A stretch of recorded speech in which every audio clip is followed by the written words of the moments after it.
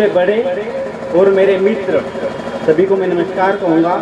इसी के साथ माननीय शुभम जी को मैं बहुत बहुत फिर बधाई दूंगा और मुझे लगता है यह क्रम लगातार और चलता ही रहेगा। हम हर वर्ष या इन 5 वर्षों में सरकार का चुनाव करते हैं और उस सरकार के लिए एक जनादेश तैयार करते हैं, लेकिन उसका पूरा नहीं पड़ता। वो क्यों नहीं पड़ता? क्योंकि हम उस समय उनके एक छोटे छोटे लालच में फंस जाते हैं। वो जानते हुए भी हम कभी उस पर ध्यान नहीं देते। उसका कारण ये है क्योंकि हम उस समय की एक छोटी सी खुशी के लिए हम हमारे उन 5 वर्षों को दान दे देते हैं। क्या पता हमें आगे क्या होगा, लेकिन ये हम नहीं सोचते।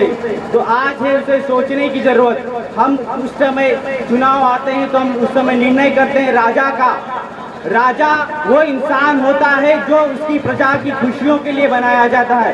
खास उसी तरह जो पूरे एक परिवार में एक किसी व्यक्ति को खाने की जिम्मेदारी दी जाती है कि खाना आपको ही बनाना है, आपको ही सबका पेट भरना है, तो वो राजा पेट भरने के लिए होता है।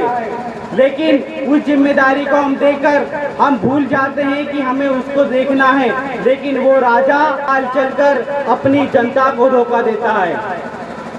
आज हो रहे देश में जितने भी कुकर्म कृत्य बुरे कर्म हो रहे हैं, यदि उसमें 50% हिस्सा है तो वो है शराब। हर साल भारत सरकार, मध्य प्रदेश सरकार, विभिन्न सरकारें, वर्ल्ड की जितनी भी ऑर्गेनाइजेशंस है वो सभी अपनी अपनी रिपोर्ट तैयार करती है।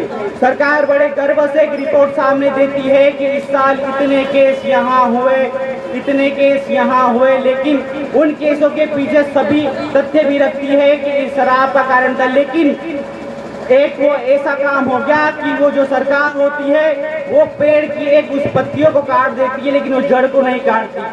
शराब उस पर खरपतवार की तरह काम कर रहा है जो एक अच्छे पौधों को नुकसान पहुंचा रहा है।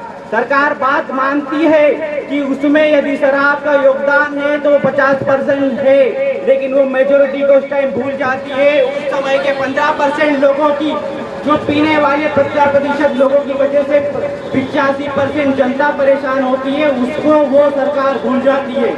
आज देश में यदि इस कर्म को रोकना है तो हमें शराबबंदी आंदोलन को आगे बढ़ाना होगा।